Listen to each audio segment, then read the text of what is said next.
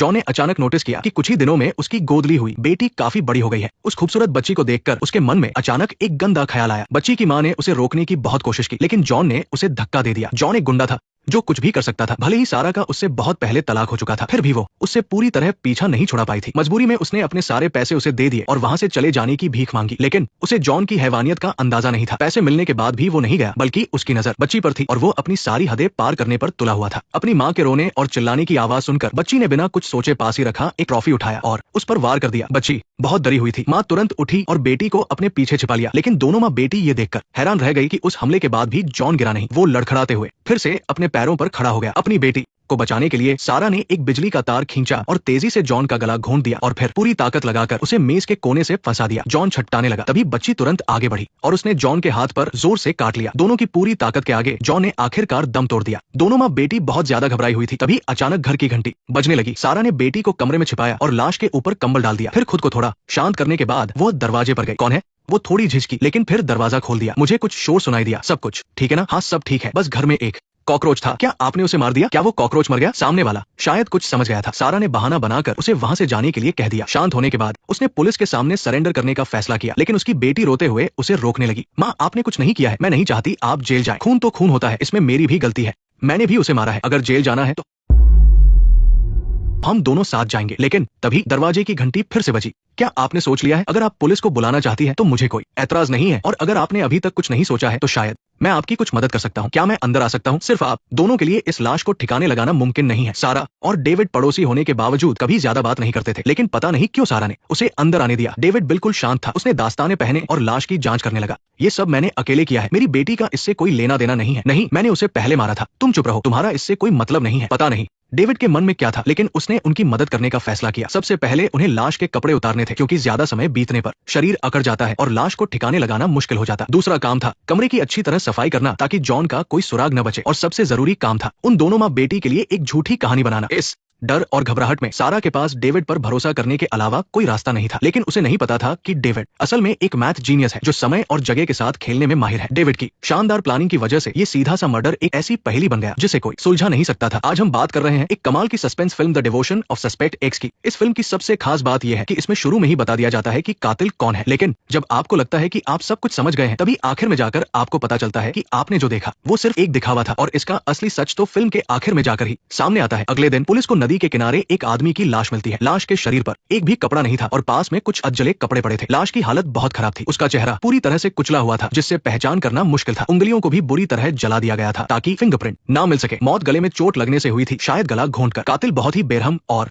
शातिर था, जो पुलिस से बचने के सारे तरीके जानता था। इसलिए पुलिस अफसर रॉय समझ गया कि ये कोई मामूली मर्डर नहीं है। पुलिस को मौके के पास से किराए पर ली गई एक साइकिल मिली। साइकिल के रेंटल कार्ड की जांच से पता चला कि वो जॉन नाम के आदमी ने ली थी। जॉन एक होटल में रुका था। पुलिस ने होटल के कमरे से जो सबूत जमा किए वो लाश से मैच हो गए। साइकिल और कमरे से मिले फिंगरप्रिंट बिल्कुल एक जैसे थे। इन दोनों बातों से साफ था कि मरने वाला इंसान जॉन ही था। मर्डर 15 तारीख की रात 10 बजे से लेकर 12 बजे के बीच हुआ था। जांच के बाद पुलिस ने 3 लोगों पर शक जताया। इनमें से 2 लोगों का जॉन के साथ पैसों का लफड़ा था, लेकिन रकम इतनी बड़ी नहीं थी कि कोई इसके लिए जान ही ले ले। तीसरी संदिग्ध थी जॉन की एक्स वाइफ सारा। सबको पता था कि जॉन जुए का आदी था और पैसे खत्म होने पर सारा के पास ही आता था, इसलिए सबसे ज्यादा शक उसी पर था। कुछ ही देर में पुलिस सारा के घर पहुंच गई। 2 दिन पहले नदी के पास एक लाश मिली है, वो तुम्हारे एक्स हस्बैंड जॉन की है। लेकिन ऐसा कैसे हो सकता है? पूछताछ के दौरान सारा बिल्कुल नॉर्मल बर्ताव कर रही थी, लेकिन उसकी कुछ हरकतों ने रॉय के मन में शक पैदा कर दिया। 15 तारीख को तुम कहाँ गई थी? 15 तारीख को हमेशा की तरह मैं सुबह काम पर चली गई थी, लेकिन उस दिन काम के बाद मैं अपनी बेटी के साथ एक फिल्म देखने गई थी। क्या इसका कोई सबूत है तुम्हारे पास? जैसे कि फिल्म की टिकट?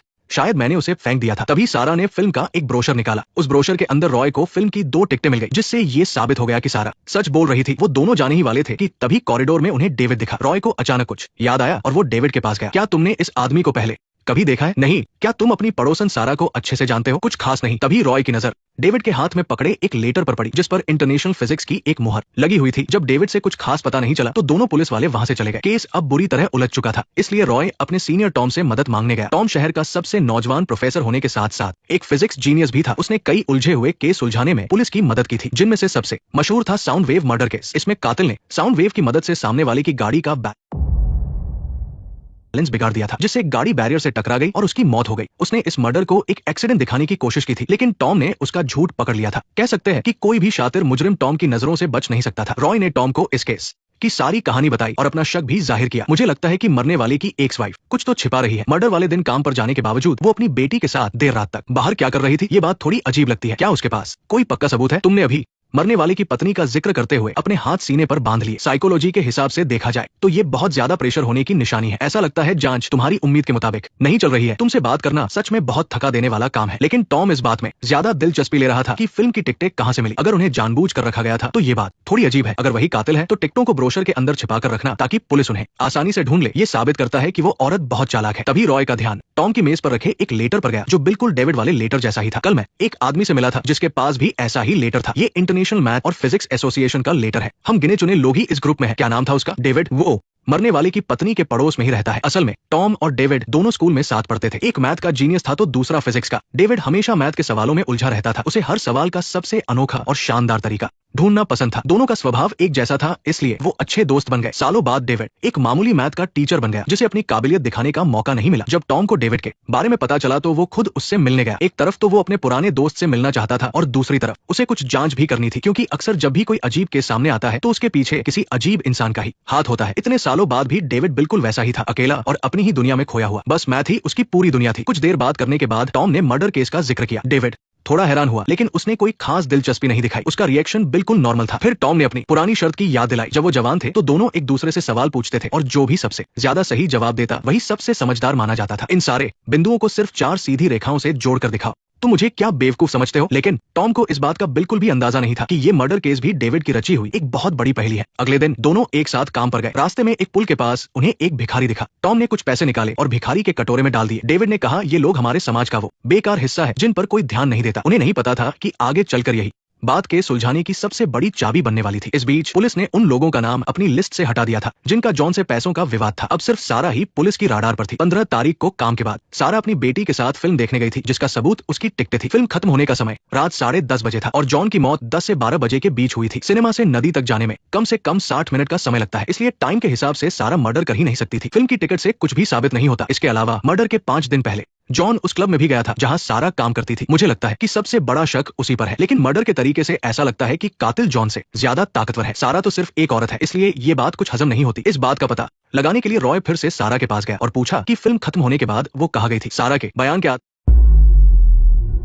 पर रॉय एक कपड़ों की दुकान पर गया और वहां उसे सीसीटीवी कैमरे में सारा दिखाई दी। उस वक्त रात के 11:20 हुए थे। अब सारा पर से शक लगभग खत्म हो चुका था। हार मानकर रॉय दोबारा टॉम के पास गया। हालांकि सारा के बेगुनाह होने के सारे सबूत बिल्कुल सही लग रहे थे, लेकिन उसे अभी भी कुछ गड़बड़ लग रही थी। उसने टॉम से डेविड का जिक्र किया। आखिर सारा सिर्फ एक औरत है जिसके लिए अकेले मर्डर करना आसान नहीं है, लेकिन अगर किसी ने उसकी मदद की है तो बात कुछ और है। लियो को उम्मीद नहीं थी कि डेविड उसके फैसले को सीधा गलत बता देगा, इसलिए वो किसी का खून नहीं कर सकता। लियो के जाने के बाद डेविड को कुछ याद आया और उसने साइमन को बास्केटबॉल कोर्ट बुलाया। कपड़े बदलते वक्त साइमन ने एक बात कही कि तुम अभी भी काफी जवान लगते हो, मुझे तुमसे जलन होती है। बस इसी बात ने डेविड के मन में शक पैदा कर दिया। उसने देखा कि साइमन की घड़ी में नमी आ गई है, तो उसने उसे ठीक करने को कहा। असल में वो उसे टेस्ट करने के लिए लाना चाहता था। उसने लियो से केस की फाइल मंगवाई और उसे पढ़ने के बाद उसे समझ आया कि ये केस कितना उलझा हुआ है। आसपास के लोगों से पूछताछ के बाद जिन 3 लोगों पर शक था वो सब बेगुनाह निकले। अब पुलिस के पास कोई सुराग नहीं था। बस एक ही बात हो सकती थी कि किसी ने झूठा सबूत बनाया है और उसे साइमन पर शक सिर्फ इसलिए हुआ क्योंकि उसने वो बात कही थी। एक जीनियस इंसान भला अपने लुक पर इतना ध्यान क्यों देगा? मैं उसे जितना जानता हूँ, चाहे कोई भी मुश्किल आ जाए, वो किसी को मारने जैसी बेवकूफी तो कभी नहीं करेगा। अगर वो इस केस में शामिल है तो इसका मतलब है कि जब वो वहां पहुंचा तो वो इंसान पहले ही मर चुका था। ऐसे में वो क्या कर सकता था? वो बस अलग अलग प्लान बना सकता था ताकि वो सारा को पुलिस से बचा सके। अगर तुम्हें भी लगता है कि साइमन पर शक है तो मुझे पूरा यकीन है वो बस एक मैथ का टीचर है। जुर्म करने पर कोई ना कोई सबूत तो छूट ही जाता है। तुम गलत हो। अगर साइमन सच में इसमें शामिल है और वो सारा को बचा रहा है तो तुम बड़ी मुसीबत में पड़ने वाले हो। रात को साइमन ने सारा को फोन किया। उसने सब कुछ पहले ही प्लान कर लिया था, बस उसके कहे अनुसार करना था। फिर पुलिस सच जान भी ले तो भी उन्हें कोई सबूत नहीं मिलेगा। उस पुलिस वाले को शायद शक हो गया है। उसे पता है कि ये मैंने किया है। मुझे बहुत डर लग रहा है। मैं रोज सोचती हूँ कि सीधा जाकर पुलिस को सच बता दूं। उन्हें कोई नया सबूत नहीं मिलेगा तो वो किसी और पर शक करने लगेंगे। मुझ पर भरोसा रखो। नए सुराग के लिए पुलिस ने फिर से मौकाए वारदात की जांच की। लियो की बातों से डेविड को कुछ गड़बड़ लगी। वो किस बिना पर कह रहे हैं कि वो साइकिल से आया था। कातिल ने उसके पिता के कपड़े उतार कर क्यों जलाए? पहचान छुपाने के लिए। ये तो वही बात हो गई जैसे चेहरा और फिंगरप्रिंट मिटाना। लेकिन कपड़े पूरी तरह से क्यों नहीं जले? कपड़े जलने में बस कुछ ही मिनट लगते हैं। कातिल के पास बॉडी ठिकाने लगाने का इतना टाइम था, लेकिन कुछ मिनट रुकने का टाइम नहीं था। और एक और बात, कातिल ने इतनी होशियारी दिखाई लेकिन साइकिल से अपने फिंगरप्रिंट मिटाना भूल गया। और सबसे अजीब बात यह है कि अगर ये मर्डर था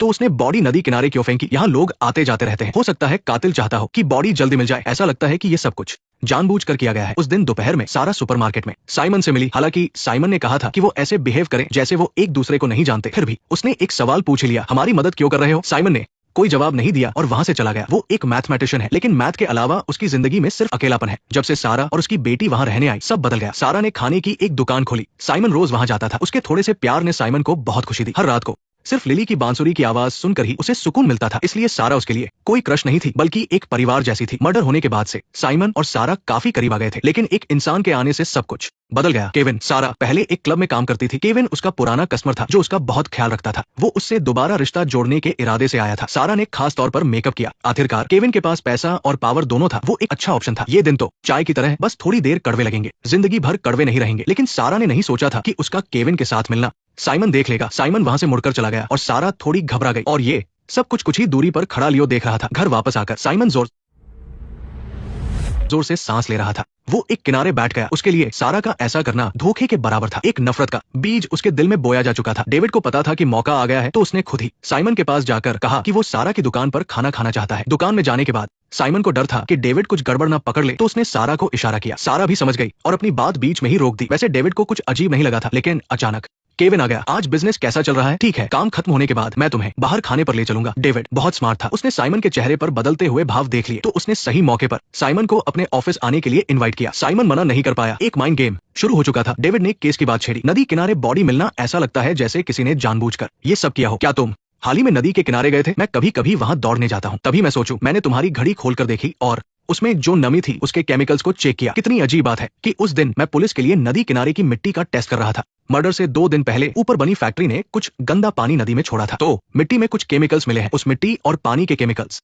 और तुम्हारी घड़ी की नमी के केमिकल्स बिल्कुल सेम है। मैं पिछली बार वहां गिर गया था। कहाँ गिरे थे? ज्यादा चोट तो नहीं आई? नहीं, अब ठीक है। वहां अकेले नदी किनारे मत जाना। कातिल अभी पकड़ा नहीं गया है, तुम्हें सावधान रहना चाहिए। साइमन बहुत शांत था। उसने कोई गलती नहीं की। जाते वक्त डेविड ने उससे एक सवाल पूछा। मुझे एक नया सवाल याद आया। कोई ऐसा सवाल बनाना जिसे कोई सोल्व ना कर सके, या फिर उस सवाल का जवाब देना। दोनों में से ज्यादा मुश्किल क्या है? बहुत दिलचस्प है। मैं इस बारे में अच्छे से सोचूंगा। घड़ी वाला सुराग मिलने के बाद पुलिस ने अपनी जांच साइमन पर शिफ्ट कर दी। उन्हें पता चला कि उसने बीमारी की छुट्टी ली थी और उसके पास कोई पक्का सबूत नहीं था। उसे फंसाने के लिए लियो ने जानबूझकर केविन की फोटो निकाली। क्या तुम इस आदमी को जानते हो? नहीं जानता। इसका नाम केविन है। जब सारा क्लब में काम करती थी तो ये उसका पुराना कस्टमर था। आजकल वो अक्सर मिलते हैं। तुम सारा के पड़ोस में रहते हो, कभी इसे देखा है? मैं दूसरों के मामलों में ज्यादा ध्यान नहीं देता। लियो मुस्कुराया। उसका काम हो गया था। साइमन जैसे इंसान के लिए भावनाएं ही उसकी इकलौती कमजोरी थी। मुझे उम्मीद है कि साइमन अब गलतियां करेगा। और बिल्कुल वैसा ही हुआ। साइमन ने केविन का पीछा करना शुरू कर दिया। उसने देखा कि वो सारा को बड़े बड़े रेस्टोरेंट में ले जाता है। फिर उसने दोनों की फोटोज प्रिंट कर ली। तुम्हारा इस आदमी के साथ क्या रिश्ता है? तुम्हें सोचने की जरूरत नहीं है कि मैंने तुम्हारे लिए क्या क्या किया है। अभी के अभी उससे रिश्ता तोड़ लो, वरना मैं उसे भी गायब कर सकता हूँ। अपना गुस्सा निकालने के लिए साइमन ने केविन पर हमला करवाया और उसे धमकी भरे लेटर भेजे ताकि वो सारा से दूर रहे। पुलिस की नजर में साइमन एक ऐसा आशिक बन गया था जो प्यार में पागल है, लेकिन उन्हें नहीं पता था कि ये सब उसका पहले से बनाया हुआ प्लान था। इसका मकसद अपने अगले नाटक के लिए तैयारी करना था। इसी बीच डेविड को साइमन का मैसेज आया जिसमें उसने उसे अगले दिन हाइकिंग पर जाने के लिए बुलाया था। डेविड खुशी खुशी मान गया क्योंकि वो भी जानना चाहता था कि साइमन आखिर क्या प्लान कर रहा है। ये एक सुनसान पहाड़ था जहाँ कोई नहीं आता था। जंगल घना था, लेकिन वहाँ एक अजीब सा डर महसूस हो रहा था। थोड़ी ही देर में डेविड थकने लगा। साइमन ने उसे वही आराम करने को कहा और खुद एक लकड़ी के घर में जाकर कुल्हाड़ी उठा ली। साइमन के चेहरे पर गुस्सा देखकर डेविड थोड़ा डर गया। थक गए क्या? नहीं, मैं ठीक हूँ, शुक्र है, ये बस मेरा वहम था। साइमन ने अपने बीते हुए कल की बात की। उसने कहा कि मैथ एक ऊंचे पहाड़ की तरह है। कई बार आप बहुत देर तक चढ़ते हो, लेकिन सिर्फ जंगल में ही भटकते रह जाते हो। चोटी तक नहीं पहुंच पाते, कोई रास्ता भी नहीं मिलता। एक बार तो उसे सुसाइड करने का भी ख्याल आया था। जिंदगी एक सूखे पत्ते की तरह है, कभी भी कहीं भी फंस सकती है, और वो जो कर सकते हैं वो है बस हालात के साथ चलते रहना। डेविड ने बताया कि उसने एक बार साउंड वेव से हुए मर्डर का केस सॉल्व किया था। कातिल एक फिजिक्स में पीएचडी था। पकड़े जाने के बाद उसने एक बात कही थी। उसने कहा था कि अगर हम उसे नहीं पकड़ते तो भी वो खुद सरेंडर कर देता, क्योंकि वो अपने अंदर के गिल्ट के साथ नहीं जी सकता था। ये बातें उसने साइमन को सुनाने के लिए कही थी पुलिस के अरेस्ट करने से बेहतर था कि साइमन खुद जाकर सरेंडर कर दे ताकि उसकी थोड़ी इज्जत बच जाए। कुछ समय बाद लिली को ऑर्केस्ट्रा में परफॉर्म करने जाना था, लेकिन सारा काफी बेचैन थी। दोपहर को उसे साइमन का फोन आया। उसने कहा कि उसने उसके लिए एक लेटर छोड़ा है। उसे कुछ बुरा होने का एहसास हुआ और वो तुरंत भागकर घर वापस आई। उसने साइमन का छोड़ा हुआ लेटर पढ़ा। उस पर एक धमकी लिखी थी और कुछ फोटोज थी लिली की। उसे अचानक एहसास हुआ कि उसकी बेटी खतरे में है। उसने तुरंत लियो को फोन किया, ऑफिसर लियो, प्लीज मेरी बेटी को बचा लो। पुलिस ने तुरंत एक्शन लिया। लिली आज परफॉर्मेंस के लिए शहर से बाहर जा रही है। वो इस वक्त शायद रास्ते में होगी। उसी वक्त डेविड को पता चला कि कोई उसके ऑफिस में घुसा था। चेक करने पर उसे पता चला कि वो साउंड वेव मशीन गायब है और उसे चुराने वाला इंसान कोई और नहीं बल्कि साइमन था। जल्द ही लियो को भी ये खबर मिल गई। और भी बुरी बात यह है कि सारा के साथ और भी कई बच्चे हैं। अगर बस बेकाबू हो गई और उसने ड्राइवर पर हमला कर दिया तो बस बेकाबू हो जाएगी और सभी बच्चों की जान खतरे में पड़ जाएगी। मैं अभी वहां पहुंचता हूँ। रॉय तेज रफ्तार से गाड़ी चलाते हुए आखिरकार स्कूल बस तक पहुंच गया, लेकिन जब पुलिस बस में चढ़ी तो देखा कि सारा बिल्कुल ठीक है। आसपास सैम का भी कोई नामो निशान नहीं था। रॉय को अचानक एहसास हुआ कि शायद सैम का निशाना सारा थी ही नहीं बल्कि वो टॉम की तरफ जा रहा है जो यहाँ आ रहा था। अगर टॉम नहीं रहा तो कोई साबित नहीं कर पाएगा कि सैम ही कातिल है। दूसरी तरफ सैम ने टॉम को ढूंढ लिया था। जैसा कि रॉय ने सोचा था, उसका निशाना टॉम ही था। रॉय ने बिना देर किए टॉम को फोन लगाया और वापस मुड़ा, लेकिन तब तक बहुत देर हो चुकी थी। सैम को मौके पर ही पकड़ लिया गया। टॉम को बस हल्की सी चोटें आई। सैम ने अपना गुनाह कबूल कर लिया। एमा के प्यार में पागल होकर उसने नदी के किनारे जॉन को मार डाला था। सैम के घर से पुलिस को मर्डर वेपन और सुनने वाले डिवाइस मिले। पता चला कि वो हमेशा से एमा पर नजर रखता था, उसकी छुपकर फोटो खींचता था और उसे धमकी भरी चिट्ठियां लिखता था। और एमा बस एक मासूम शिकार थी। मैंने कभी नहीं सोचा था कि वो ऐसा इंसान होगा। मर्डर का मकसद साफ था और सारे सबूत पक्के थे। सैम ही असली कातिल था। जब सब लोगों ने इस बात पर यकीन कर लिया तब सिर्फ सारा को शक हुआ। माँ न्यूज में ऐसा क्यों कह रहे हैं? वो उस आदमी की तरह बुरे इंसान नहीं है। पड़ोस वाले अंकल बहुत अच्छे हैं। वो बेकसूर है। ये उन्होंने नहीं किया है। एमा भी थोड़ी परेशान थी। कभी कभी उसे भी लगता था कि सैम जैसा पागल इंसान ही कातिल होगा, लेकिन उसे नहीं पता था कि सैम ने आखिर उसके लिए क्या कुछ किया है। उसके पास बचने का पक्का सबूत कैसे था? कुछ दिनों बाद रॉय टॉम से मिलने आया। बातों बातों में टॉम को फिर से वो पुराना सवाल याद आया। 4 लाइनों से 9 डॉट्स को जोड़ना। इस सवाल को हल करने का तरीका यही है कि आपको अलग सोचना होगा। तुम बस सवाल बनाने वाले के जाल में फंस गए, इसलिए इसे हल नहीं कर पाए। अगर वो जानबूझकर इसे छोड़ता तो ये एक जाल होता। पिछली बार मैं वहां गिर गया था। मर्डर के वक्त उसने लगातार 2 दिन सुबह की छुट्टी ली थी। वो बिल्कुल एक बेकार गियर की तरह है। मैं इस तरह का ड्रामा बर्दाश्त नहीं कर सकता। ऐसा नहीं हो सकता। इसका जवाब बहुत आसान था। मैं इतनी छोटी सी बात कैसे नहीं समझ पाया? क्या हुआ? शायद हम सब गलत थे। इस पूरी कहानी का सच वो नहीं है जो हम सोच रहे थे। तुम्हारा क्या मतलब है? वो फिर से पुल के नीचे आया। अब उसे सब कुछ समझ आ गया था। इस पहेली को सुलझाने का एक ही रास्ता था कि अलग तरीके से सोचा जाए, सब कुछ भूलकर शुरू से शुरुआत की जाए। उसने एमा को ढूंढा और उसे अपनी बात बताई। तुम्हारे बेकसूर होने का सबूत एकदम सच्चा है। 12 अप्रैल की रात को तुम और तुम्हारी बेटी सच में फिल्म देखने गए थे, इसलिए पुलिस चाहे जितने सवाल पूछे तुम और तुम्हारी बेटी सच बोल सकते हो क्योंकि तुमने कोई झूठ नहीं बोला है। लेकिन तुम्हें अजीब लग रहा होगा कि आखिर तुम्हें झूठ बोलने की जरूरत क्यों नहीं पड़ी। पुलिस ने सिर्फ 12 अप्रैल के बारे में ही क्यों पूछा? क्योंकि तुमने जॉन को एक दिन पहले यानी 11 अप्रैल को मारा था। सच तो यह है कि तुम भी सैम को एक पागल इंसान नहीं मानना चाहती हो, है ना? तुम्हारे दिल में वो ऐसा इंसान नहीं होना चाहिए। सही कहा ना? तुम्हें सच के बारे में कुछ भी नहीं पता है। तुम सोच भी नहीं सकती कि तुम्हें बचाने के लिए उसने क्या कुछ किया है। कुछ समय बाद टॉम जेल में सैम से मिलने गया। वो अच्छी तरह जानता था कि सैम बुरा इंसान नहीं है और उसने कभी उसे मारने की कोशिश नहीं की। उस दिन साउंड मशीन की पावर सबसे कम थी, वरना टॉम कब का मर चुका होता। उसने खुद को एक पागल इंसान की तरह इसलिए दिखाया ताकि वह एमा को बचा सके। किसी भी पहेली को सुलझाने का पहला कदम ये समझना है कि असल में पहेली है क्या। मेरे पुलिस वाले दोस्त को लगा कि इस बार केस सुलझाने के लिए सबसे पहले उस पक्के सबूत को तोड़ना होगा और यही तुम्हारे जाल में फंसने वाली बात थी। आखिर तुम कहना क्या चाहते हो? वो लाश जॉन की थी ही नहीं। जॉन की मौत तो नदी के पास मर्डर वाले दिन से एक दिन पहले यानी 11 अप्रैल को ही हो गई थी। जब तुमने सब कुछ अपने हाथ में लिया तब तक जॉन मर चुका था। एमा और उसकी बेटी को बचाने के लिए सैम ने एक पक्का सबूत बनाने का फैसला किया। उसे जॉन के कपड़ों से एक होटल की चाबी और रेंटल कार का कार्ड मिला। फिर उसने एक दिन पहले जाकर कमरे से सारे सबूत मिटा दिए। उसके बाद पुल के नीचे से एक भिखारी को लाया और उसे जॉन के कपड़े पहनाकर उस कमरे में ठहरा दिया। इससे कमरे में उस भिखारी के फिंगरप्रिंट और बाल छूट गए। फिर जॉन के कार कार्ड से एक साइकिल किराए पर ली और उस भिखारी को नदी किनारे ले गया। साइकिल पर भी भिखारी के निशान आ गए। वहां पहुंचकर सैम ने भिखारी को मार डाला और उसका चेहरा बुरी तरह कुचल दिया ताकि उसे कोई पहचान न सके। फिर आग से उसके फिंगरप्रिंट जला दिए, लेकिन कुछ और निशान छोड़ दिए। इसका मकसद पुलिस को गुमराह करना था ताकि उन्हें लगे कि वो लाश जॉन की ही है। ये सब कुछ एकदम परफेक्ट था जब तक कि टॉम के आने से सैम को अपना प्लान बदलना नहीं पड़ा और खुद को कातिल नहीं साबित करना पड़ा। तुमने सबको यकीन दिला दिया कि तुम ही वो पागल कातिल हो और सजा के हकदार हो, क्योंकि सिर्फ इसी तरह एमा खुद को पुलिस के हवाले नहीं करती। जॉन का मर्डर असल में 11 अप्रैल को हुआ था। तुमने इस सब को छिपाने के लिए एक बेकसूर इंसान की जान ले ली। तुम्हें अपनी बातों पर बहुत घमंड है। ये तुम्हारी मर्जी है, मुझे कुछ समझ नहीं आ रहा। 10 अप्रैल से पुल के नीचे रहने वाला एक भिखारी गायब है। उसका अब तक कुछ पता नहीं चला है। अगर उसका परिवार मिल जाए तो डीएनए टेस्ट हो सकता है। सैम बिल्कुल नहीं घबराया। जॉन की लाश तो कब की नदी में डूब चुकी थी और फिर उस भिखारी के परिवार को ढूंढना मतलब भूसे के ढेर में सुई ढूंढने जैसा है। इसलिए इस केस का कोई हल नहीं है। केस अब खत्म होने वाला है। जज का जो भी फैसला होगा मैं उसे मान लूंगा। जॉन का मर्डर केस यही खत्म होता है। सैम मुड़कर चला जाता है जैसे उसने अपनी किस्मत मान ली हो। सैम ने आखिर तुम्हारे लिए ऐसा क्या किया कि तुमने इतना सब कुछ किया, उसने मेरी जान बचाई थी। कुछ समय पहले सैम अपनी जिंदगी से हार चुका था और सुसाइड करने के बारे में सोच रहा था। तभी अचानक डोरबेल बजी। वहाँ एमा और उसकी बेटी खड़ी थी। आपको परेशान करने के लिए माफी चाहती हूँ, मैं आपकी नई पड़ोसन हूँ। मेरा नाम एमा है और ये मेरी बेटी सारा है। नमस्ते अंकल। उन दोनों का आना सैम की जिंदगी में एक नई उम्मीद की किरण लेकर आया। इससे उसे जीने की एक वजह मिल गई। सारा, यहाँ आकर मेरी मदद करो। इस पूरी दुनिया में मुझे इन दोनों का मिलना किसी चमत्कार से कम नहीं था। स्पेशल थाली, स्पेशल थाली। मैं कभी उनकी जिंदगी का हिस्सा नहीं बनना चाहता था। वो लोग ऐसे भी नहीं थे जिन्हें मैं खुश कर सकूं। लीजिए स्पेशल थाली। कभी कभी किसी इंसान का सिर्फ जिंदा रहना ही किसी और की जान बचाने के लिए काफी होता है, वरना मैं आज यहाँ नहीं होता। वो झुके हुए कदमों से जेल की तरफ जाने लगा, जैसे उसने सबसे हमेशा के लिए अलविदा कह दिया हो। लेकिन मोड़ पर उसे एमा मिल गई। कुछ पल सोचने के बाद वो उसकी तरफ बढ़ी। क्यों किया ऐसा? मुझे माफ कर दो, मुझे सच में माफ कर दो। उसका खून मैंने किया है। ये सब कुछ मेरी वजह से ही हुआ है। ये सब मेरी ही गलती है। अगर पकड़ना है तो मुझे पकड़ लो। मुझे भी सजा मिलनी चाहिए। क्यों? ये एक ऐसी पहेली थी जिसका कोई हल नहीं था, लेकिन एमा जानती थी कि गिल्ट के साथ जीना कितना मुश्किल होता है। वो अपने जज्बातों को रोक नहीं पाई। इस तरह उसने अपनी और सैम की सारी मेहनत पर पानी फेर दिया। कोर्ट की सुनवाई वाले दिन टॉम भी वहां गया था। लिफ्ट के पास उसे सैम मिला। सैम काफी थका हुआ लग रहा था, लेकिन उसकी आंखों में अब भी एक चमक थी। उसने टॉम के हाथ में एक किताब देखी, मैथ्स के फॉर कलर थ्योरम का प्रूफ। ये वही सवाल था जिस पर वे बचपन में बात करते थे। क्या ये सवाल मुश्किल है? हाँ, बहुत मुश्किल है। यही फिल्म खत्म हो जाती है। फिल्म में कई बार फॉर कलर थ्योरम का जिक्र किया गया है। फॉर कलर थ्योरम का मतलब है कि किसी भी मैप पर आसपास की जगहों को अलग दिखाने के लिए सिर्फ 4 रंगों की ही जरूरत होती है। इस सवाल को समझाना तो बहुत आसान है, इसे कोई बच्चा भी समझ सकता है, लेकिन इसे साबित करना उतना ही मुश्किल है। सैम की दुनिया में सिर्फ मैथ्स ही थी। मैथ्स ने ही उसे एक सुकून दिया था, क्योंकि हर सवाल का एक जवाब होता है। जब तक कि एमा और उसकी बेटी एक रोशनी की तरह उसकी अंधेरी जिंदगी में नहीं आ गई, तब उसे एहसास हुआ कि जिंदगी फॉर कलर थ्योरम की तरह नहीं है। ये किसी मैप से कहीं ज्यादा पेचीदा है, क्योंकि हमें न सिर्फ जगहों में रंग भरने होते हैं, बल्कि हर रंग का अंजाम भी भुगतना पड़ता है। हर इंसान से मिलने पर अपनी भावनाएं देनी पड़ती है। शायद यही जिंदगी में भावनाओं की वजह से आने वाला एक खूबसूरत बदलाव है। जिंदगी चलती रहती है। अगर कोई फैसला लिया है तो उसकी कीमत भी चुकानी पड़ती है, लेकिन फिर भी हमें आगे बढ़ना है। अपने खुद के मैप पर एक एक करके अपने हिस्से के रंग भरने हैं। फिल्मों के जरिए हम सच को देखते हैं, हमें पसंद है इसलिए हम करते हैं। मैं हूँ जैक। मिलते हैं अगले एपिसोड में।